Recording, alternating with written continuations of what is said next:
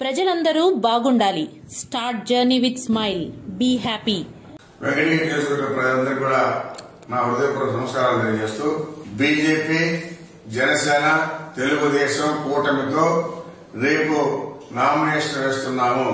వెంకటగిరి ప్రజలందరూ కూడా రావాల్సిందిగా పేరు పేరున ఆహ్వానం పలుకుతూ నమస్కారాలు. జనగణ మంగళదాయకుడా, ఘనమగు చరితల నాయకుడా, పలుతరములు మము పరిపాలించర స్వామికుడా, నవయుగ మేధో సైనికుడా, సమయము తెలియని సేవకుడా, యువ నవ్యాంధ్రకు ప్రగతిని చూపర సాధకుడా, వైతాళికుడా.